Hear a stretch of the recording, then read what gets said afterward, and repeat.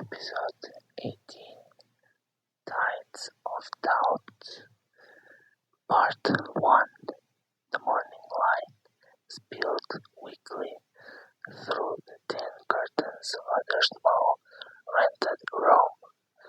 Amina was awake, but her mind was even more awake all night. Fear, guilt, and uncertainty tangled like roots inside her. Every sound from the streets, the clatter of cars, the voices of vendors, the distant shout of children made her flinch. Freedom had brought them far from her family, far from the life she had known, but it carried a weight she had anticipated, constant vigilance. Marco was already awake, sitting on the edge of the bed, staring at the floor. His hands were raw from the day before, his body tired, but his mind never rested. He had been thinking about work, their money, their safety, and most of all, Amina. Every small step they had taken to escape the shadows of her past felt fragile. Every day he wondered if it was enough. I cannot stop thinking about them, Amina said softly, breaking the silence. Marco looked up, her eyes met his. My family, my father, my mother, every person who loves me, even if they don't understand why I left. He took her hand, holding it gently. They can't reach you here, not while I'm with you. He shook her head. She shook her head. It's not that simple. Freedom doesn't erase the past. Every choice I make now, it has consequences. Marco's jaw tightened. I know, and we will face every one of them together. You are not alone. The city outside was beginning to wake up. The streets filled with carts, bicycles, merchants shouting praises, and neighbors gossiping. Amina felt being exposed with every step. Marco noticed her tension and squeezed her hand again. Let's go find something to eat, he said. We cannot start the day in fear. They walked to a nearby market. Every corner seemed to hold a potential threat, but also a potential opportunity. They bartered for food quietly, counting coins, measuring every decision carefully. As they moved through the crowded streets, Amina felt both relief and anxiety. Relief that no one recognized them, and anxiety that freedom always felt temporary. They returned to their room with bread, a few vegetables, and a small jar of jam. The room felt warmer with food in it, but tension remained in the air. Sitting side by side on the narrow bed, Amina whispered, "Do you ever regret it? Leaving?" Marco asked. Yes. Marco thought for a moment. No, not for leaving. But sometimes I regret how heavy it feels. How constant the fear is. I wish freedom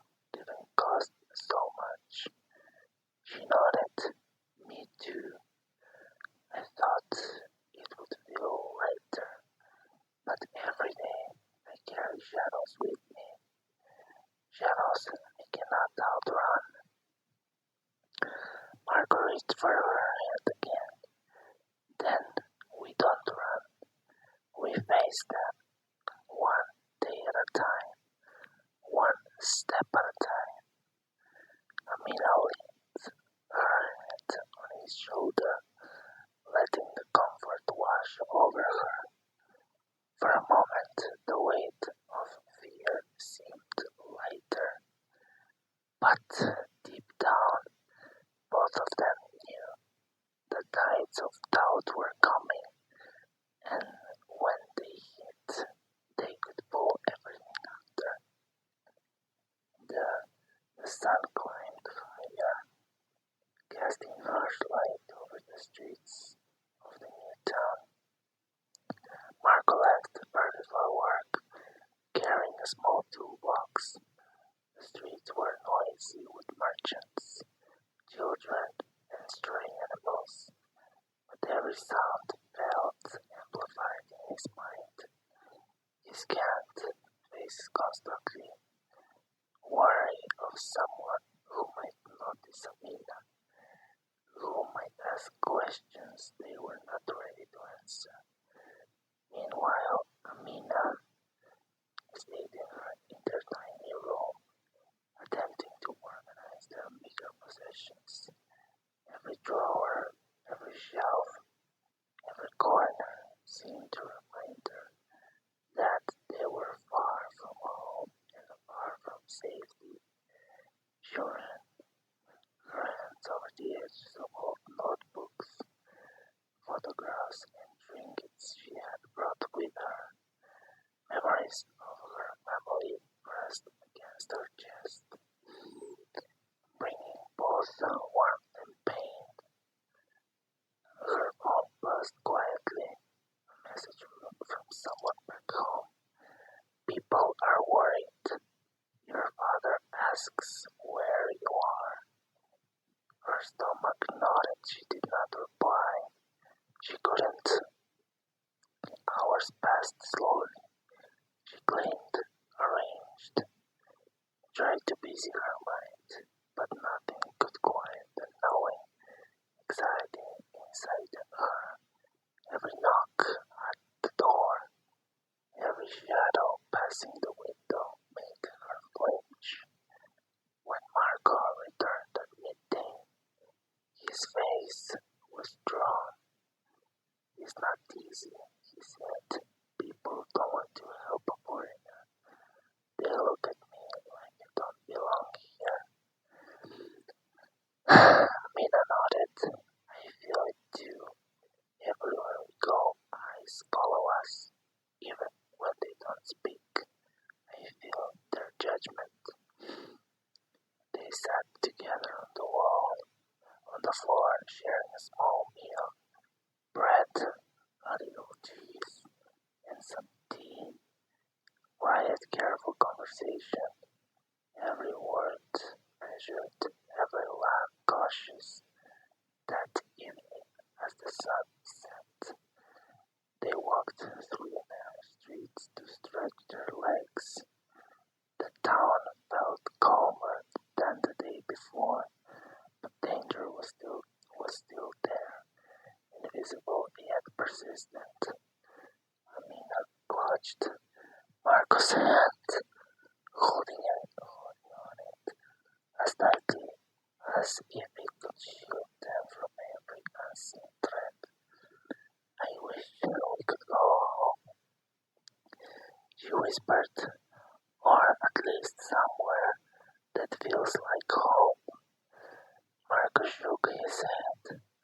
"Home isn't safe for you anymore, but we can make a new one, even if it's small, and even if it's hard."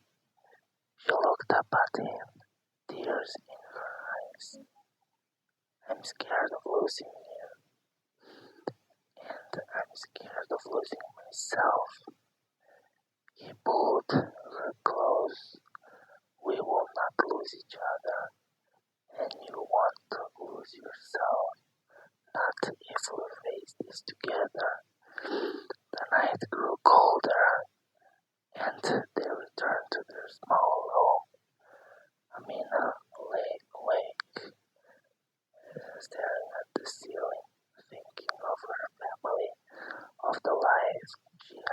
behind of the world that had suddenly become uncertain. Marcos leapt beside her lightly, one arm wrapped around her, a fragile shield against the darkness. Even as fear surrounded them, one truth remained. They had each other, and for now, that was enough to face the tides of doubt that loomed ahead. Part 3. Night fell over the town. Quiet but tense streets outside were dimly lit, a shadow stretching long against the crumbling walls. Amina sat on the small bed, knees pulled to her chest, staring at nothing. Her thoughts were crowded with fear, doubt, and memories of home. Marco sat beside her, exhausted from a long day of work. His hands raw and aching, huge for hers. "We cannot let the fear win," he said quietly. "We've survived this. We can survive more." Amina shook her head. "It's not just fear. It's everything. My family, the people who love me, they see me as lost, and every day I spend here, I feel like I'm betraying them, and sometimes I wonder if I'm betraying myself too." Marco pressed his forehead against her. "You're not betraying anyone. You are choosing yourself, choosing us. That takes more courage that most people ever understand." She closed her eyes, letting the words wash over her. But even if she did, the doubt crept in. Could they truly escape the shadows of the past? Could they make a life without being haunted by it? They talked late into the night, whispering plans for the coming days, mapping routes through the town, noticing safe places, imagining jobs that might pay enough to give them stability. Every small victory felt monumental. Every fear was magnified by the fragility of their situation. At one point, Amina confessed, "Sometimes I dream that they have found us, that they will drag me back home, and you will get hurt because of me." Marco held her tighter. "Then dream it, but know that reality is different. We are here, together, and no one can take that away from us unless we let them." She rested her head on his shoulder, drawing strength from his presence. For a moment, the weight of the day, of the past, of fear itself seemed to lift, replaced by something steadier, love, endurance, enduring and defiant. But even as they drifted into a light, uneasy sleep, they both knew that the tides of doubt would rise again. Tomorrow, challenges would return: financial struggles, suspicions, the silent pressure of a world that watched them. Yet they also knew one undeniable truth: as long as they faced every challenge together, there was hope in something, and sometimes hope was all they could carry and all they needed to survive. Episode 18 concludes with Marco and Amina understanding that love is their anchor amid fear and uncertainty. But the real test of freedom and survival is only